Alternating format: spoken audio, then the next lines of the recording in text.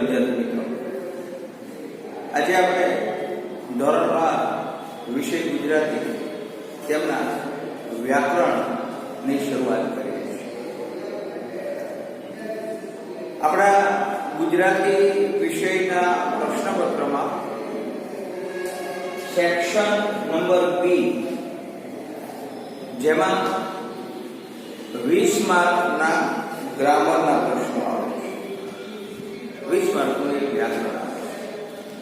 સમાનાર્થી શબ્દો, વિરોધાર્થી શબ્દ સુધારીને વાક્યમાં ફેરફાર કરો, શબ્દ સમૂહ શબ્દ, તળપદા શબ્દોનું શિષ્ટ રૂપ, જોડણી, નિપાત, વિશેષણ, કૃદંત, રૂઢિપ્રયોગ, લેખન રૂઢિ, ભાષા શુદ્ધિ, પદક્રમ, સંયુક્ત વાક્ય, સંયુક્ત કે સંકુલ વાક્ય, આવા પ્રકારના આપણા ધોરણ 12માં વ્યાકરણના મુદ્દાઓ અભ્યાસમાં છે. ત્યારે આપણે ક્રમશઃ આ મુદ્દાઓની ચર્ચા કરવાના છીએ. અને હવે પછીના જે પાઠ કે કાવ્ય ના જે વિડીયો આપણી સામે આવશે, તેમાં એ પાઠ કે કાવ્યમાં આવતા ઉદાહરણો, જે વ્યાકરણના મુદ્દાઓ આપણે ભણશું, તેના વાક્યોને પણ આપણે એ મુદ્દાથી ઓળખવાના પ્રયત્ન કરશું. તો બી સેક્શનમાં 20 માર્કનું જે વ્યાકરણ આવે છે, એમાંથી આજે આપણે બે મુદ્દાઓની ચર્ચા કરીશું.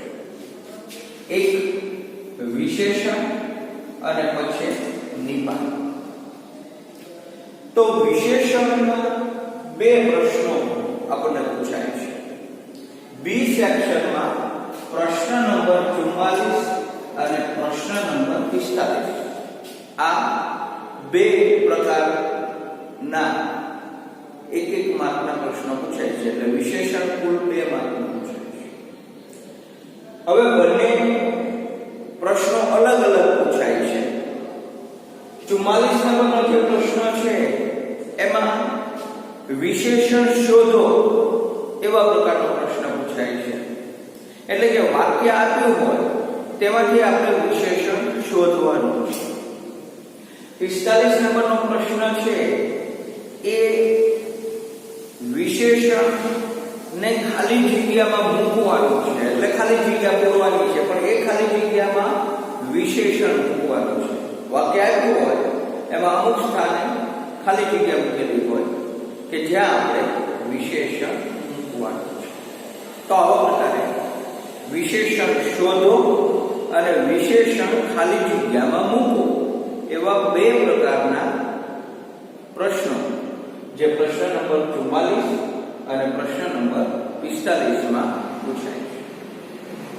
તો આપણે સૌપ્રથમ શરૂઆત કરીએ વિશેષણ. વિશેષણની શરૂઆત કરતા પહેલા એક તમને જાણ કરી દઉં કે વિશેષણ શોધવાનું છે અને વિશેષણ મૂકવાનું છે.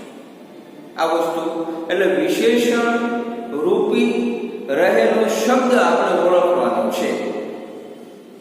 તો સૌપ્રથમ વિશેષણ એટલે શું? તો નામની કોઈ વિશેષતા બતાવે. નામની કોઈ વિશેષતા બતાવે. નામના અર્થમાં વધારો કરે. વાક્યનો એવો શબ્દ કે જે કોઈ શબ્દ અન્ય શબ્દની સ્પષ્ટતા કરતો હોય છે. આ એની વિશેષણની સ્પષ્ટતા છે, એમની વ્યાખ્યા છે. કોઈ વિશેષતા દર્શાવતું પદ એમ પણ કહી શકે. કોઈ સંજ્ઞા સાથે, શબ્દ સાથે જોડાય અને એની વિશેષતા દર્શાવે, તેને આપણે વિશેષણ કહીશું. કે જેના કારણે કોઈ વિશેષતા બતાવે, નામના અર્થમાં વધારો થાય છે. વાક્યનો એવો શબ્દ કે જે કોઈ શબ્દ અન્ય શબ્દની સ્પષ્ટતા એટલે કે અન્ય શબ્દો વિશે તમને વિશેષ શબ્દના અર્થમાં એ દર્શાવતો હોય છે, એને વિશેષણ કહેવાય છે. આ વિશેષણના મુખ્ય બે પ્રકાર છે, એક વિકારી વિશેષણ અને એક અવિકારી વિશેષણ. સામાન્ય રીતે વિકારી અને અવિકારીના અર્થમાં બે પ્રકાર, જેમાં કોઈ જાતિ અને વચનના અર્થમાં ફેરફાર કરે તો એ અવિકારી છે, અને કોઈ વિશેષણના રૂપમાં જાતિ અને વચનના ફેરફાર દર્શાવે એ અવિકારી છે, વિકારી છે. તો આવો પ્રકારે વિકારી અને અવિકારી છે, આપણે એને ધ્યાનમાં નથી રાખવાના. પણ વિશેષણની ઓળખ માટે વિશેષણના જે પ્રકારો છે, કે જે પ્રકારોના અર્થ વાક્યમાં કોઈને કોઈ વિશેષણ રૂપે મૂકેલો શબ્દ છે એ ના દ્વારા એ રજૂ થતા હોય છે. તો પહેલા સંખ્યાવાચક વિશેષણ. સામાન્ય રીતે જે વિશેષણ વાક્યમાં સંખ્યા સ્વરૂપે વપરાયેલું હોય,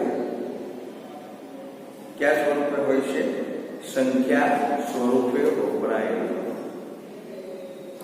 સંખ્યા સ્વરૂપેમાં સામાન્ય રીતે કોઈ અંક રજૂ થતો. ત્યાર પછી છે પરિમાણવાચક.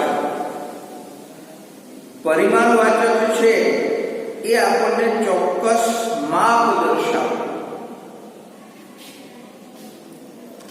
આપણે હમણાં જે સંખ્યાની વાતો કરી તો સંખ્યામાં પૂર્ણ સંખ્યા હોય, અપૂર્ણ સંખ્યા હોય. બે છોકરાઓ છે એ વર્ગમાં અભ્યાસ કરે છે તો એ બે એ સંખ્યાવાચક છે. એવી જ રીતે પરિમાણવાચક જે પૂર્ણ અને અપૂર્ણ હોય, થોડું, વધારે, અલ્પ, પાભાગ, ઓછું, જૂજ, જરા, આ બધા શબ્દો છે એ માપ દર્શાવે છે, પરિમાણ દર્શાવે છે. ત્યાર પછી ગુણવાચક જોઈએ તો જેમાં કોઈ પણ તત્વનો ગુણ દર્શાવવામાં આવતો હોય, રંગ, આકાર, કદ, કાર્ય, આ ગુણ દર્શાવે છે. ફરી એકવાર પ્રાણીને ધ્યાનમાં રાખો કે જેમાં ગુણ દર્શાવવામાં આવતો હોય, જેમાં આકાર, કદ, કાર્ય, આ બધા જ ગુણવાચક છે. ઉદાહરણ તરીકે જોઈએ તો જાડો માણસ દોડી ન શકે. જાડો માણસ દોડી ન શકે. જો આમાં તમને ખ્યાલ આવી ગયો છે વિશેષણ કયો છે, તો જાડો એ વિશેષણ છે, કારણ એનો કદ બતાવ્યું છે. જાડો, પાતળો, ઠીંગણો, લાંબો, આ કદ છે, આ ગુણ છે. સંખ્યામાં પણ એક રીતે જુઓ તો કોઈ પણ સંખ્યા, પૂર્ણ કે અપૂર્ણ સંખ્યા, ચોથો નંબર, પાંચમો નંબર, એવી જ રીતે તમે જુઓ તો બે છોકરા, એક બેન, ત્રણ પંખા, એવી જ રીતે પરિમાણ દર્શાવે, માપ દર્શાવે. માપ દર્શાવે એટલે આપણે વાત કરી થોડું, વધારે, અલ્પ, જાજુ. તો આવો પ્રકારે એ પરિમાણ છે. ત્યાર પછી દર્શકવાચક વિશેષણ. દર્શકવાચક વિશેષણ એટલે કે દર્શન કરાવનાર. પહેલું લઈ આવો, પહેલું લઈ આવો, પહેલું એટલે દર્શન, દર્શન કરાવનાર. આ કબાટમાં મૂકી આવો તો આ દર્શકવાચક વિશેષણ છે. ત્યાર પછી પ્રશ્નવાચક વિશેષણ. તો ખાસ કરીને જેમાં કેવો, કેવી, શી જેવા પ્રશ્નવાચક શબ્દો આવે છે એ પ્રશ્નવાચક વિશેષણ છે. ત્યાર પછી સાપેક્ષ વિશેષણ કે જેમાં સામાન્ય રીતે એકબીજાની અપેક્ષા માટે વપરાય. આ સર્વનામ જેવું પણ કહેવાય છે. જેવું, તેવું, જે, તે. ઉદાહરણ તરીકે જેવું કરશો તેવું પામશો. તો અહીંયા જેવું અને તેવું એ સાપેક્ષવાચક વિશેષણ. તો આ બધા પ્રકારોના આધારે આપણે જોઈએ સંબંધ દર્શાવતા હોય સંબંધવાચક, સાર્વનામિક વિશેષણ છે કે જે સાર્વનામિક વાચક વિશેષણ તરીકે ઓળખવામાં આવે છે કે જ્યારે સર્વનામ વિશેષણ સ્વરૂપે આવે છે. મારું, તારું, તને, તેનું આ બધા સાર્વનામિક વિશેષણો છે. તો ખાસ કરી અને એવો એક શબ્દ, સાવ સાદી ભાષામાં આપણે વાત કરીએ તો એવો એક શબ્દ કે જે શબ્દ વાક્યમાં કોઈને કોઈની સાથે જોડાય અને જોડાતા એની વિશેષતા વધી જતી હોય, એના અર્થમાં વધારો થતો હોય અને એવો શબ્દ કે જે અન્ય શબ્દની સ્પષ્ટતા કરે. એવો શબ્દ કે જે અન્ય શબ્દની સ્પષ્ટતા. તો આ બાબતને આપણે વિશેષણ કહીએ છીએ. ફરી એકવાર યાદ રાખશો કે એક એવો શબ્દ જે વાક્યમાં રહેલા કોઈ પદની સાથે એ પદના વિશેષ બતાવે, એટલે કે એની વિશેષતા બતાવે, એના અર્થમાં વધારો કરે અને આ પદને આપણે વિશેષણ કહીએ છીએ. ઉદાહરણ તરીકે જોઈએ તો મારા જેવા સારું કટકી લુગડું પણ ફાડે નહીં. મારા જેવા સારું કટકી લુગડું પણ ફાડે નહીં. અહીંયા તમે જુઓ તો લુગડાની વિશેષતા કટકી એટલે ટુકડો. કટકી એટલે ટુકડો. ટુકડો લુગડું પણ ફાડે નહીં. અહીંયા લુગડાની વિશેષતા બતાવી દીધી. અહીંયા વિશેષણ કહેવાશે કટકી. કે મારા જેવા સારું કટકી લુગડું પણ ફાડે નહીં. જો અહીંયા લુગડાની વિશેષતા કટકી. એક જીવતા જાગતા બાળકને પણ રજૂ કરે. જો બાળકની વિશેષતા બતાવે છે, શેનાથી બતાવે છે? જીવતા જાગતા. એક જીવતા જાગતા બાળકને પણ રજૂ કરે.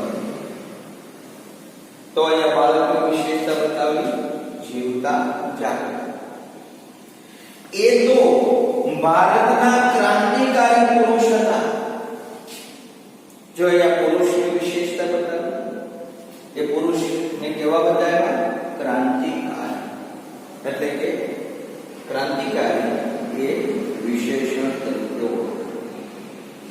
તો જો અહીંયા આ ત્રણ ઉદાહરણના આધારે તમે જુઓ તો નામની કોઈ વિશેષતા બતાવે. આ લુગડું એ નામ કટકી, એની વિશેષતા બતાવે. એના અર્થમાં પણ વધારો થયો. કારણ કે લુગડું એટલે કે કપડું એ મોટું પણ હોય, નાનું પણ હોય. અહીંયા કટકી એટલે ટુકડો પણ પોતાની માટે ફાળતા નથી એમ કરી અને લુગડાની વિશેષતા બતાવે છે. અહીંયા બાળકને જીવતા જાગતા સ્વરૂપે વિશેષતા બતાવે છે અને અહીંયા પુરુષની વિશેષતા ક્રાંતિકારી તરીકે દર્શાવી છે. તો આવી રીતે વિશેષણમાં નામની વિશેષતા બતાવે છે, અર્થમાં વધારો કરે છે અને વાક્ય બહુ સારી ભાષામાં કહીએ તો વાક્યનો એવો શબ્દ કે જે કોઈ અન્ય શબ્દની સ્પષ્ટતા કરે છે, અન્ય શબ્દની વિશેષતા વધારે છે, અન્ય શબ્દના અર્થમાં વધારો કરે છે, એને આપણે શું કહીશું? વિશેષણ કહીશું. અને હવે અહીંયા આપણે વધારે ઉદાહરણ નથી લેતા, પણ દરેક વિદ્યાર્થી મિત્રો વિશેષણની ઓળખ મેળવવા માટે ઘરે પ્રેક્ટિસ કરવાની છે. આપણે 1 થી 5 કાવ્ય અને પાઠનો અભ્યાસ પૂર્ણ કરી ચૂક્યા છીએ. ત્યારે સૌપ્રથમ પાઠ નંબર 2 માં પાઠ વાંચો અને વાક્યમાં આવા નામની વિશેષતા બતાવતા જે શબ્દો છે એને વિશેષણ તરીકે ઓળખવાના પ્રયત્ન કરો. અને આવા પ્રકારે જો તમે પ્રેક્ટિસ કરશો તો તમારી બોર્ડની પરીક્ષામાં પ્રશ્ન નંબર 44 અને 45 તમે ખૂબ સરસ રીતે લખી શકશો. વિશેષણની આપણે વાતો કર્યા બાદ હવે આપણે વાતો કરીએ નિપાત. પ્રશ્ન નંબર 46 સેક્શન બી સેક્શન આખો જ આપણો વ્યાકરણનો છે. 2 માર્કના નિપાતના પ્રશ્નો પૂછાય છે. પ્રશ્ન નંબર 46 પ્રશ્ન નંબર 47 અને બંને પ્રશ્નો વિશેષણના જે પ્રશ્નો હતા એ જ પ્રકારના પૂછાય છે. 46 નંબરનો પ્રશ્ન છે કે નિપાત શોધો વાક્યમાંથી અને 47 નંબરનો જે પ્રશ્ન છે એમાં નિપાત મૂકો. એ જ પ્રકારનો પ્રશ્ન આપણને પૂછાય છે. તો જોઈએ નિપાત એટલે શું? તો વાક્યના અંગો. વાક્યના જે અંગો છે એ અંગો એટલે સામાન્ય રીતે સંજ્ઞા, સર્વનામ, વિશેષણ, કૃદંત, ક્રિયાપદ, ક્રિયા વિશેષણ આ બધા વાક્યના અંગો છે. એની સાથે આગળ કે પાછળ એ જોડાય છે. આગળ કે પાછળ જોડાય છે એટલે કે શબ્દોની આગળ આવે અથવા તો પાછળ. અને કોઈ વિશેષ અર્થ કે ભારનો અર્થનો આપણને બોધ કરાવે. એનો કોઈ વિશેષ અર્થ કે ભારના અર્થનો આપણને બોધ કરાવે એને નિપાત કહેવાય છે. ઉદાહરણ તરીકે એક વાક્ય હું તમારી સામે રજૂ કરું તો આજે હું શાળાએ નહીં જ જાઉં. જો એક જ શબ્દ મુકાતા ભાર મુકાઈ ગયો. તો આવા પ્રકારે વાક્યના જે અંગો છે સંજ્ઞાઓ, સર્વનામ, ક્રિયાપદ, ક્રિયા વિશેષણ આ બધાની સાથે એ આગળ પાછળ જોડાય છે અને અર્થમાં વિશેષ અર્થ બતાવે છે કે ભારનો બોધ કરાવે છે. એને આપણે નિપાત કહીએ છીએ. આપણે જે નિપાતો છે એમને અહીંયા તમારી સામે આખી યાદી મૂકી છે. જ, ય, યે, સુદ્ધા, પણ, તો, ફક્ત, માત્ર, કેવળ, તદ્દન, સાવ, છેક, જી, ને, ખરો, ખરી, ખરું. આ યાદી એટલા માટે મૂકી છે કે તમને ખ્યાલ રહે. ધારો કે આ છે ને અહીંયા નિપાતના જે પ્રકારો છે એ પ્રકારો મુજબ એના અલગ અલગ નિપાત છે. પણ અહીંયા આપણે પ્રકારો ઓળખાવવાના નથી અને એટલા માટે આ કુલ જે નિપાતો છે એની યાદી તમારી સામે મૂકી. એટલે આમ બીજી રીતે જોઈએ ને તો આ શબ્દો વાક્યમાં જ્યારે પ્રયોજાયા હોય ત્યારે એ ત્યાં નિપાત સ્વરૂપે પ્રયોજાયા હોય એવું પણ આપણે માનીશું. હવે આપણે એની યાદીને જો જોવી હોય તો પ્રકારો મુજબ જોઈ શકાય. તો એમના પ્રકારો છે ભારવાચક, સીમાવાચક નિપાત, વિનયવાચક નિપાત, પ્રકીર્ણવાચક નિપાત. આ પ્રકીર્ણ એટલે લટકણિયા રૂપો નિપાત એમ પણ કહેવાય છે. તો આ 4 પ્રકારો છે. આ 4 પ્રકારોમાં આપણે પહેલો પ્રકાર જોઈએ તો ભારવાચક નિપાત કે જેમાં ભારવાહી અર્થ હોય એટલે કે ભાર દર્શાવતો હોય અને ભાર દર્શાવતા નિપાતો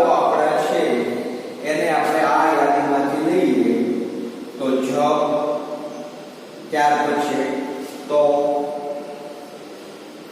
એ પછી આપણે જોઈએ તો પણ, ત્યાર પછી ય, યે, આ ભારવાચક છે. આમાં સુધારા રહેશે.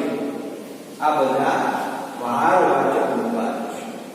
પણ ફરી અહીંયા યાદ રાખજો કે આપણે પ્રકાર મુજબ નિપાતો યાદ ન રાખો તો પણ ચાલે, કારણ કે આપણા જે પ્રશ્ન પૂછાય છે એ પ્રશ્નમાં માત્ર નિપાતને ઓળખવાનું છે અને નિપાત મૂકવાનું છે. પણ આ તો પ્રકાર મુજબ એ વહેંચાયેલા છે. એ જ રીતે સીમાવાચક, સીમા બતાવવામાં આવતી હોય, સરહદ બતાવવામાં આવતી હોય એ સીમાવાચક છે. જેમાં સીમાવાચકમાં ફક્ત, માત્ર અને કેવળ, ફક્ત, માત્ર અને કેવળ, તદ્દન, સાવ અને છે, આ સીમાવાચક વિશેષણો છે કે જેમાં આપણને સીમા કે મર્યાદાનો અર્થ દર્શાવે છે. આપણે કહી શકીએ ને કે મારી સ્કૂલ તદ્દન નજીક છે. જો આવી સીમા, મર્યાદા તે નજીક છે. પણ તદ્દન શબ્દથી શું થયું? ભારનો બોધ થયો. હું સાયકલ લઈને છેક દૂર સુધી ગયો. ક્યાં સુધી ગયો? છેક ક્યાં સુધી ગયો? છેક મર્યાદા દર્શાવીને છે.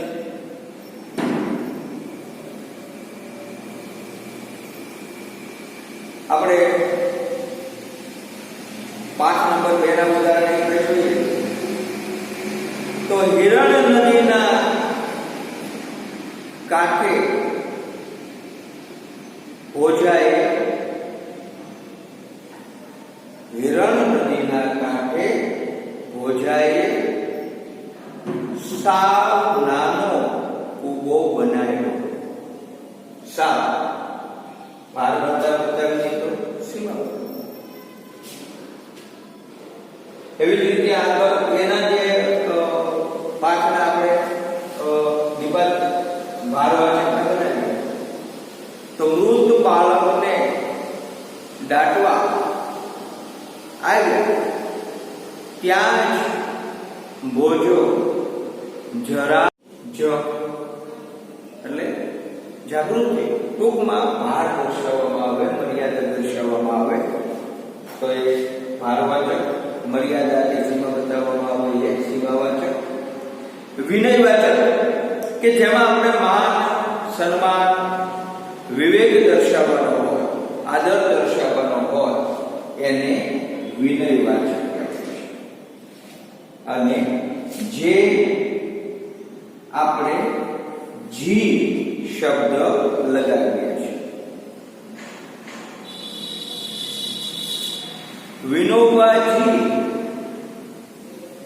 લોકોની સેવા માટે 1 વર્ષની રજા લઈને નીકળ્યા. જો વિનોબાજી એની સાથે જી, ટૂંકમાં વિનયવાચક માટે એક જ નિપાત છે, એ છે જી, કે જે નામ સાથે, સર્વનામ સાથે, બધાની સાથે એ લાગે છે. અને છેલ્લું પ્રકીર્ણ વાચક નિપાત અથવા તો લક્ષણીય રૂપ નિપાત.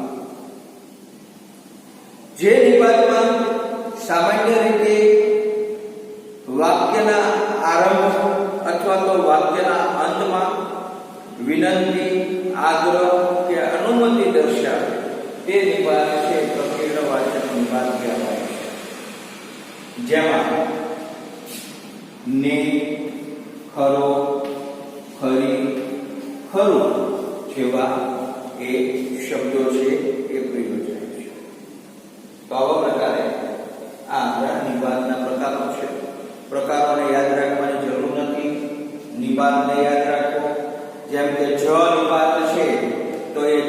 નિપાત ચોક્કસપણું દર્શાવે છે.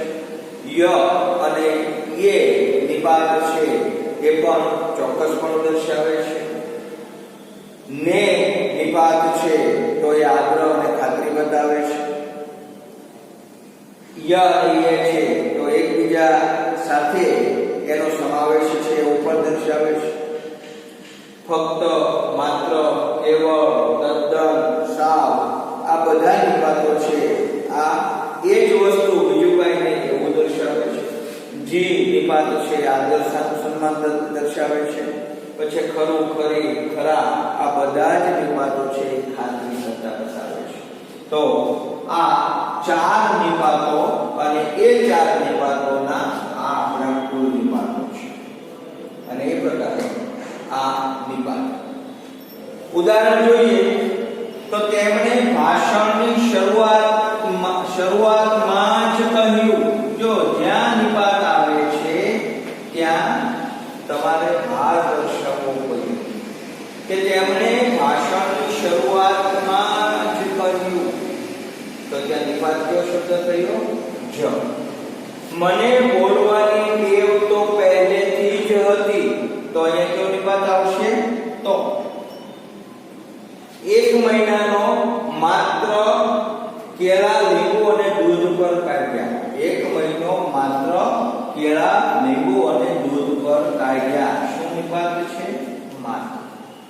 તો આવા પ્રકારે આપણે નિપાત શોધવાનો છે. વાક્યમાં ખાલી જગ્યા હોય ત્યાં નિપાત મૂકવાનો છે અને એ મૂકવાનો થશે કે અહીંયા મુકાયેલી યાદીમાંથી જ થશે. આની સિવાય બીજા કોઈ શબ્દ તમારે મૂકવાના હશે. મોટા ભાગે એમાં જ, ય, તો, પણ, ફક્ત, તદ્દન, ને આ મુખ્ય નિપાત તરીકે આપણે ધ્યાનમાં રાખીએ. કે મોટા ભાગના વાક્યોમાં આ જ નિપાતો છે એ પ્રયોજાતા હોય છે. તો આવી રીતે ફરી એકવાર વાક્યના અંગો. અંગો એટલે શું?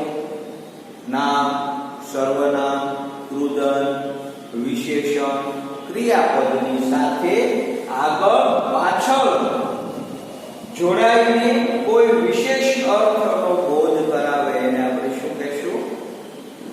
નિપાત તરીકે ઓળખીશું.